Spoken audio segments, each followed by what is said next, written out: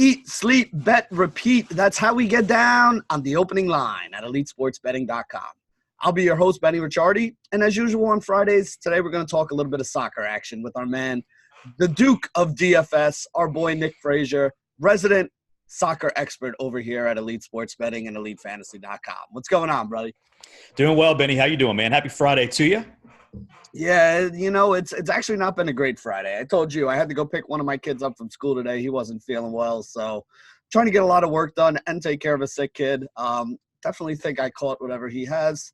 Oh, geez. Because I can't stop sniffing and, doing all that. I feel like President Trump giving a speech or Tommy G after a good Friday night out. But either way, I'll make it through. It's my flu game. It's my Jordan game. So we'll do what we do. But honestly, this is an easy one here because people aren't here to hear what I have to say about soccer. They're here to hear what you have to say about it. And if you notice, we got a new do going right now. I just felt like some bad juju flowing around the soccer world. We're hitting posts. We got teams who haven't scored in 3 months, bagging goals in 10 minutes. So we needed a little change up. I was feeling a little too pretty. Wanted to get a little gritty and went just straight, take it down, man. So, and we're 2-0 sets. So the gambling gods are flipped on their heads. But I figured that's kind of where we're start. Is talking about last week's show and how those bets did. How are we feeling about round robins, right? We love those, right? Hey, I've always been a big fan, so you're preaching to the choir here. It's never great when your huge favorite loses, and that's kind of where we fell into a trap there. So obviously we lost our round robin. For those of you experiencing it for your first time, this can happen. And what you can't have happen is your monster favorite lose, especially when it's a team who may struggle to come back from behind. So Sheffield was our big favorite in our 4-team round robin. They tie the game. It's controversy because in the first few minutes, they're denied a penalty, a stonewall penalty, which would have put them up 1-0. And then they go down right down the other end of the field and concede a penalty. Now they're down 1-0 to a team who can't really score and having to play catch up. So we got our Burnley win, got off to a hot start there, and we needed that Sheffield win at the next game and lost it. And City conceded a goal. They end up winning 5-1, so we just pushed that. But it was just a nightmare all around. So this is what can happen with round robins, and typically why when you take someone who's a minus 315 favorite like we did with Sheffield, that's got to be a guaranteed win because the juices, the odds aren't there, to afford that loss. So once they were in trouble, I knew it was going to be a rough Saturday. But then, of course, the La Liga bets were on fire. We started off with Valencia getting that win. You and I had talked about how there's they can't really score. And so let's maybe look towards the under, but let's just take Valencia to win, nailed that. And then Real Madrid, we talked about winning, which they did, but we actually put a bet on them keeping the clean sheet at plus 150, which they did. And that was also 2 of the 4 legs of our parlay. Atletico Madrid didn't win, so we're 3/4 of the way home. And this is why it's so important to, yes, watch our show here on the opening line for free, but also be a subscriber over at EliteSportsBetting.com because with just 1 game to go in a 4-team parlay, we're talking pregame, do we hedge? Do we just lock in some profit now or go? With the matchup that Barcelona had, granted it was a derby, a local derby, let's ride this thing. Barca's going to win. They go behind in the first half but have 90% of the ball. So again, at halftime, we decide stick right where we are. Sure enough, Barca comes back, is up 2-1 and cruising, Benny. I don't know if you got a chance to watch this game at all. Cruising to a victory. There's our parlay hit, another profitable day. Frankie de Jong, like a total idiot, gets back-to-back yellow cards, is sent off. Now Barca's down to 10 men with just 15 minutes to go. We immediately jumped on the draw at plus 450, 1 unit to win 4.5, just in case the inevitable would happen. And sure enough, with a couple minutes to go, Espanyol bags a goal. We lose our parlay, but we locked in that draw bet and end up winning 4.5 units there. So basically a break-even day when we'd had that terrible round robin and then got unlucky on the parlay. But if you weren't watching the game, you weren't staying up to date, you weren't a subscriber, could have been a horrendous day for you because we lost both the parlay and the round robin. Yeah, and we do this with all the sports too. I mean, you're going to find one of us, if not more of us, depending on which sport and which season is going on, hanging out in the chat for each sport. I mean, Paulie and I have been in NBA all week. You know, on the weekends, you got Tommy and Paulie and everybody else stopping by in the NFL chat and doing all that stuff.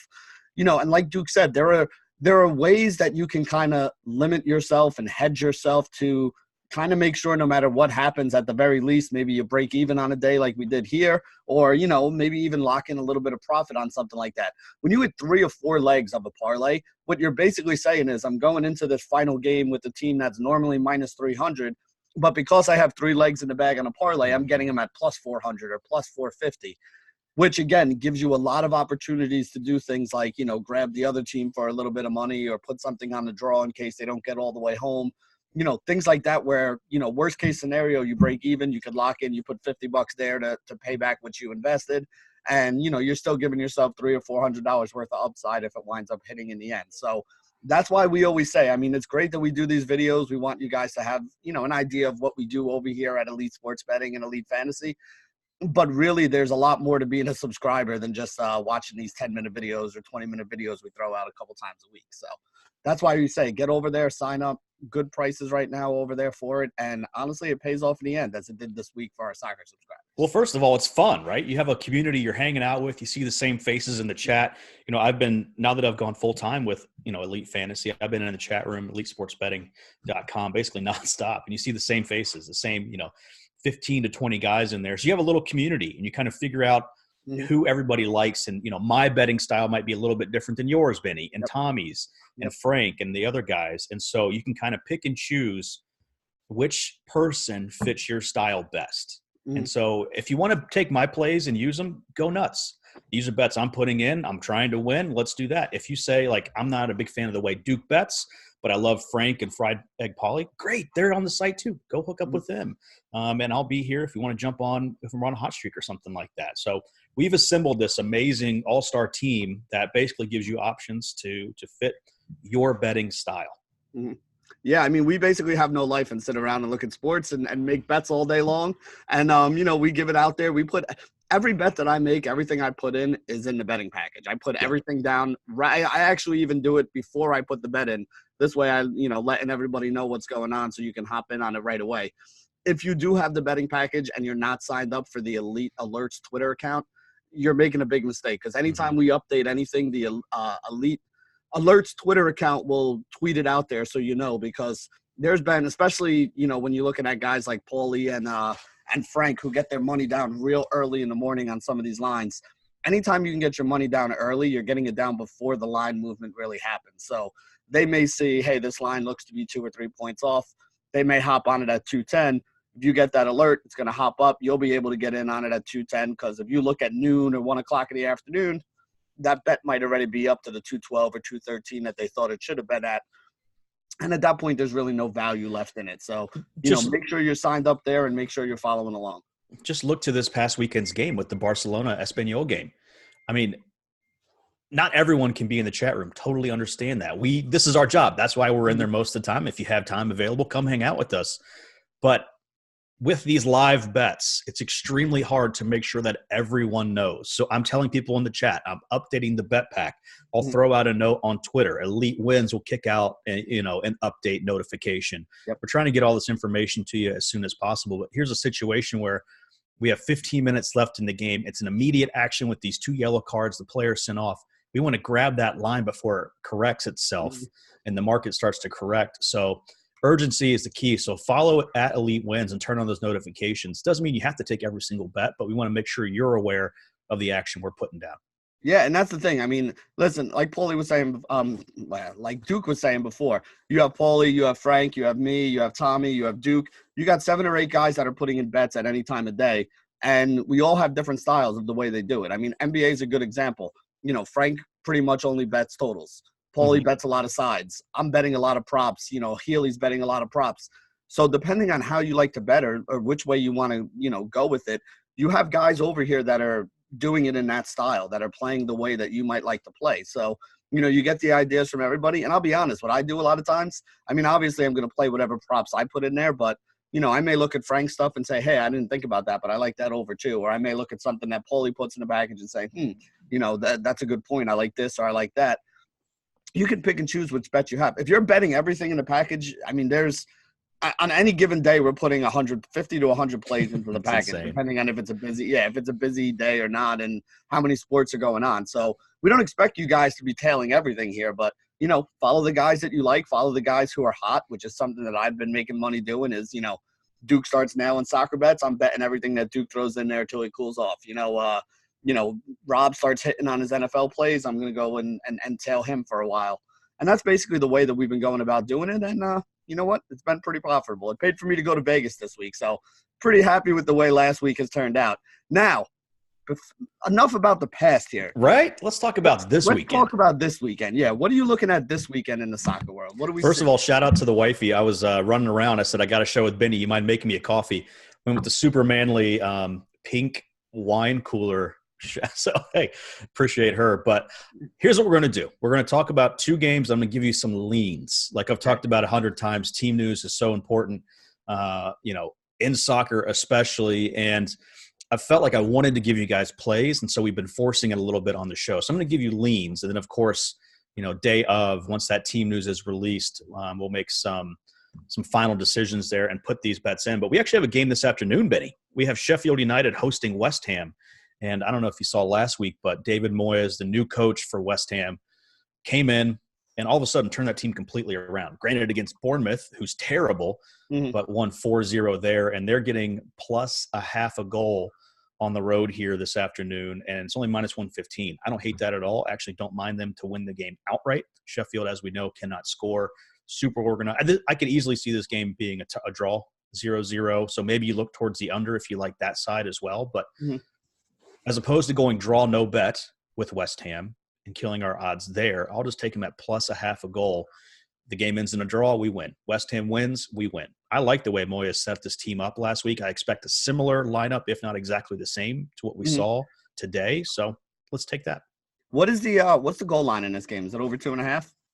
It is under 2.5, I believe. So it's 2.5 minus 140 on the over. All right, so a little earlier in the week. So wait, minus 140 on the over. So if we like this for the under, we're getting some plus money on it. And here's how much it's moved since I'm just looking at my board here. I write my board up every Monday as the lines first come out, and then I use that as my line movement kind of tracker, if you will. Right now, it's down to 2.5 minus 125 on the under. On the under, okay. So it's moved that much. Still not bad, though. I mean, 80, if we think that at best maybe one or both of them bag a goal, we get under 2.5. You put in 100 minus 125, you get back 80. That's not a bad return on that there. Yeah, it's not bad. All right, so the only thing I'm worried about with that is West Ham looked explosive last week. I mean, again, it's Bournemouth. Okay, let's temper our excitement a touch, and we don't necessarily associate David Moyes with explosive attacking soccer, but they have talent in the attacking side. Sebastian Haller's a legit forward in the Premier League. If they can get Felipe Anderson going, Snodgrass going, Pablo Fornals, Lanzini is back. Antonio, they got some attacking threats. So while Sheffield's organized, they could certainly keep a clean sheet. If West Ham gets an early goal, if West Ham bags 2 goals, jumps out to a 2-0 lead, and Sheffield really has to press, this game could get to 3 or 4. So I don't mind the under, but I just like that plus half a goal better. All right, so plus half a goal the way we're playing it today. How about for tomorrow? Because I know there's a bunch of games going on in the Premier League tomorrow. Anything you see for tomorrow or Sunday that you're interested in? Well, as is tradition, we will bet the first game of the day on Saturday morning. That's Crystal Palace hosting Arsenal. Currently, Crystal Palace plus 305, Arsenal minus 125. And this line opened at Arsenal minus 110. It actually got pushed all the way up to minus 130, minus 140 on a couple books. Okay. And has come down just a touch. But why is the line moved? That's what I'm always asking myself. And for one, Mikel Arteta, the new coach for Arsenal, he actually looks like he can get some more out of these players. He's got Mesut Ozil running around. Lacazette's looking good in front of the goal. Aubameyang, obviously, doing well. So a lot of talent there. And, in their matchup with Leeds, they really got played off the park in that first half. Leeds had the ball we associate Arsenal with possession style. Leeds had the ball for 64% of the time in the first half, unseen for a team playing against Arsenal. Right. Arteta turned that thing around, flipped it on its head in the second half, had much more possession, looked a lot better, and ended up winning the game 1-0 off a goal from Reece Nelson. So just those adjustments at halftime shows the competency of a young coach, something we want to see early. Not only that, Crystal Palace are the walking wounded. Andros Townsend's out. Jeffrey Schlupp's out. Milivojevic, their captain, is out. Benteke is doubtful. Zaha is questionable. Van Aanholt's out. Sacco's out. Meyer's doubtful. So long story short, I actually like Arsenal to win this game. I thought about making this my play of the weekend, but I really want to know if Wilf Zaha is playing or not. He actually trained yesterday on Thursday, and he's really their danger man. So if he plays, we might just do like a 1-unit bet or 1.25 to win 1 unit or something like that. If he's out, I may hammer this thing. Okay. How do you feel about Arteta as a coach? I remember him as a player. I liked him as a player. You think he's going to translate well? I think he's going to be exactly like he was as a player. He was never overly physical, overly fast. He was a technical and cerebral player, a bit like Pep Guardiola, who had a little bit more bite to his game, obviously a better player. But training under Pep, playing under Arsene Wenger, I think he's going to have a lot of those traits he's going to pull from each of these managers and find his own way. This is his first job, basically, right? As the guy, as the guy. It's a pretty big stage. It's a lot of times you start out at a smaller club and then you have some success there and then you get your chance at one of the big clubs. But, he's kind of jumped a few levels up there. But again, definitely a guy who's been around soccer, who's played for a while. So, somebody who can make this jump. He's, like you said, he was a cerebral player. The old he was a coach's son kind of guy. That's the kind of guy that he was. You know what I mean? So good luck to him. Hopefully he is able to turn it around. I'd like to see that, like to see Arsenal live up to it because they have a lot of talent there and they just haven't been playing up to that talent right now. I had Pew Pew Pew. He's now the number 1 ranked soccer DFS player in the world on the Talking Soccer podcast to talk about a lot of different things, but specifically this. This was right around the time when they were going to announce Arteta. And the way we basically settled on, we disagreed a little bit, but what we settled on is this is potentially a high floor, extremely high ceiling hire. It'd be easy, like we see a lot of the times in the NFL to just go out and get a retread, someone who's been doing it for a while who can stabilize the team until maybe you get that bombshell hire for their next one. But why not take a chance on Arteta? He played for Arsenal. He knows the club well. He's been under these managers. If he can implement his style and something we see similar to Pep Guardiola or even Arsene Wenger, who never won a trophy, but obviously had beautiful soccer, it'll keep the fans happy. And for him to turn that thing around, I was really impressed with what he did against Leeds. Leeds is going to cause some problems next year, assuming they get promoted to the Premier League with their style of play. But I liked what I saw from him actually making those halftime. Actually, the polar opposite of what Arsenal did have. Unai Emery was horrendous tactically. Could not make a change in game. Substitutions made no sense. So I think Arsenal fans have to be encouraged just to see that quick turnaround of the team's form from one half to the next. So you got that's the early game on Saturday for us. Anything else of the weekend that you're looking at? A couple leans like we talked about. We have a lot of games that we're looking for, obviously for team news, but Liverpool to win over Tottenham, I think is where I'm probably going to go. Liverpool, obviously the horse in the entire league. Big injury for Tottenham though. They just announced Harry Kane out until April. Last year they relied on Lucas Moura, Fernando Llorente to kind of fill that gap. They did it sort of. I mean, they got goals from all over the place. Llorente's no longer there. Moura, I think, was more flash in the pan than someone who can do it consistently year over year as a full-time player, right? And Troy Parrott's just too young. He's their young forward coming through who hasn't been able to get it done thus far, but he's like 17, 18 years old, so we can't have him do it. Short of a transfer in this transfer window, I think it's tough times ahead for Tottenham. But specific to this game, I like Liverpool to win. But again, that's a lean. I think Mo Salah is going to eat Vertonghen alive. Vertonghen is slower than you and I, Benny, and he's playing at left back. Mo Salah likely coming off the right side. Davies is hurt. Danny Rose is hurt, so it's probably got to be Vertonghen. I think he's going to eat him up down that side. Now, is this one of those games? Because, I mean, you take the main threat away on the other side right there. Are they even going to be able to score any goals? So, Young Men's Son, without Harry Kane last year, really turned it on. Obviously, he's a world-class player with Kane, but for whatever reason, maybe that extra responsibility on his shoulders, he really turned it on last year once Kane went out and took over some of that goal-scoring responsibility. Dele Alli's obviously in good form. Eriksen's getting some game time now. But they have some issues with that defensive center midfield area where Sissoko's out. Eric Dyer's a traffic cone. Harry Winks, I think, not great. He probably should be in a boy band, not playing first-team football for Tottenham. So They could score. It's at home. It's at Tottenham. So, I look towards the total in this game. I just prefer the side. Okay, fair enough. So that's Saturday game as well? That is a Saturday afternoon game. That's the 12:30 afternoon hammer. That's not involved in the DFS slate, but something we can head into playoff. There are games on Saturday for playoff football, NFL? There should be, yeah. We have Yeah. two.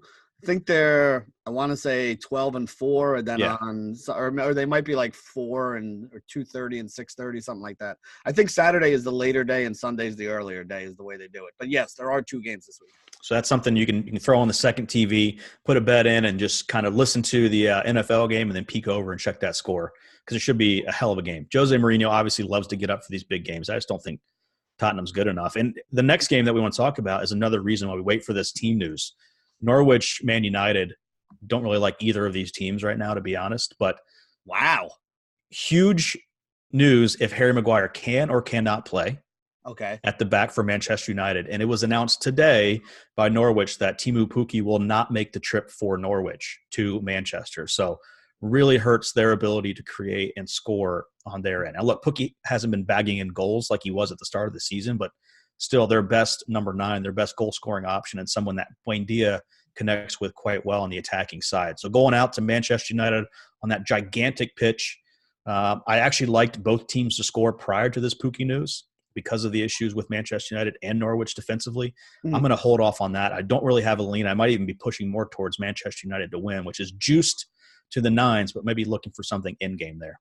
I don't know. I'm staying away from that based on the recommendation that you gave a couple weeks ago where you play Manchester United against good teams where they get to counter, and you stay away from them against bad teams that are going to sit back in the shell. And I kind of feel like, especially if they're missing some attacking options, that that's the way this game's going to go. Yeah, Norwich is a team that likes to try to play. They started the season like that, a really exciting team. It was not going well for them, so they tried to then shore up things defensively, and then they couldn't keep clean sheets, and then they couldn't score goals. So now they're back to a bit of a hybrid of the two. They will try to play. They may have some of the ball. I don't expect this to be 65% Manchester United possession or anything like we see against some other teams. So that might actually be a good thing because that's where Manchester United has struggled when they hold the ball for all day and, they wind up getting no chances out of it. Marcus Rashford's also just exhausted. I mean, there's just no depth on Manchester United. Fred's played like 15 games in a row. Harry Maguire tore a muscle on his hip because he's played 100 games in a row. Rashford looked like absolute trash against City, ended up bagging a goal, but was a 0 out of 10 prior to that. This is a tired team. So, we'll see who starts and then make a decision from there. Did I not have anything on their youth side? Like this used to be one of those teams that always had guys coming through and, always had guys that at the very least they could throw up there if they needed to when they had injuries. Like, is it just like an organizational thing from the top down? Because I know you're a Man U guy. That's why I'm asking you. It's famous for the academy, right? Something like we've had an academy player in the match day squad since 1939. Or something insane like that. And there are players coming through. Tahith Chong got a start. Angel Gomez came off the bench. James Garner's pushing through. Brandon Williams is a youth player who's now made it into the first team. There is plenty of youth to go around. It's just trusting these players in the big games. I mean, it comes down to Ole could be a couple games away from losing his job. And so does he want to trust a 17, 18-year-old? I would, because if the alternative is Jesse Lingard – I don't know if we can curse on this thing, but you'd probably know my feelings on that situation. Oh, so. Yeah, you can curse all you want. It's as long as it's not in the title. Then fuck off. I'm not playing Jesse Lingard if my job's on the line. Give me a break. No way. So, well, you know what? I mean, not that our jobs are on the line, but I'm not playing him in DFS this weekend either. So even if he does get into the side, it's not somebody that we're going to be looking at here. So either way, all right. So, we got a couple things that we're looking at here. Is that it, or you got anything else you're leaning for in the betting package here? I do have one for Sunday, and it kind of goes more towards against one team than for another, although I do like Watford. It's Bournemouth hosting Watford, and I don't know what's going on with Bournemouth. I really liked Eddie Howe. He's been trashed this year. For whatever reason, he can't get this team playing. I sound like a broken record, but yet another weekend with no goals from a forward for Bournemouth last weekend. We talked about it a little bit. West Ham took him behind the woodshed. And Nigel Pearson's come in and really turned this Watford team around. Again, this is a team that is relatively unchanged from last year that finished 11th in the table, I want to say, and probably, if not as competitive, a more competitive top-to-bottom table for the EPL. So I like Watford in a draw-no-bet situation here. I want to say, let's check the updated odds on that. That is minus 110. So, Yeah, I mean, if you want to just take them outright to win, fantastic. Bournemouth has quality players. They're always a game away from kind of turning this thing back around. As I've said, I'll put you on the payroll if you're a Bournemouth whisperer. The easy thing is just to bet against them at this moment because they look like garbage. Yeah, and it used to be the same thing at the beginning of the season. I was a big anti-Watford guy at the beginning of the season, so I was just every week. I mean, they were giving up a ton of goals and they couldn't score, so you would just bang the 2-win line on whoever they were going up against. And honestly, sometimes in soccer, like Duke was saying, it's more a bet against Bournemouth than it is a bet on Watford. Those have been some of my more profitable bets this year in soccer, where I just know that the other side, for whatever reason, is looking wrong and things aren't working out for them. Sometimes it just makes sense where a team is just playing so bad, it doesn't matter who they're playing. They're going to lose, or there's a good chance that they're going to lose. And a lot of times you're actually getting a better number on a team like that than you do when it's, a team like Liverpool that is going to win against whoever they're facing. So definitely some value there. Definitely something we're going to be looking at. I don't know if I can get myself to pull the trigger on Watford after betting against them, but like you said, they have turned it around. They've been playing better soccer the last couple of weeks. They're actually in decent form right now, and like I said, with Bournemouth, Nathan Ake is still out there. They're kind of heart and soul of their defense. Josh King's going to be out this game, and right now Bournemouth are sitting in 18th place. They have 20 points through 21 games. That's relegation zone. Mm-hmm. That's fire manager at Christmas, basically. Even though we're past that. Their scoring's down year over year, more than a half a goal a game, and they're conceding 1.4 goals per game at home. Just not a lot to like about Bournemouth at the moment. All right, so I'm going to put you on the hot seat here. If you got somebody out there who's going to make one bet on soccer this weekend, which one should they be getting their money down on? Oof. My first instinct is to say Arsenal to win, but I think we're going to find a bet in this Manchester United Norwich game. I don't know what it's going to be yet. I don't love the goal line of -1.5. Manchester United to win, it's -290, but I think they get it done. I'd say if you had to put it down today, take that 7:30 game, take Arsenal to win, wake up with more money in your bank account than you went to bed with. All right. Well, you know what? That's what I'm exactly going to be doing because I'm not getting up that early, Saturday being the one day I don't need to. So as long as my kids don't jump on me, I am going to try to sleep till 8. Yeah, so we'll see. All right. So for Duke, this is Benny, and this has been another episode of The Opening Line.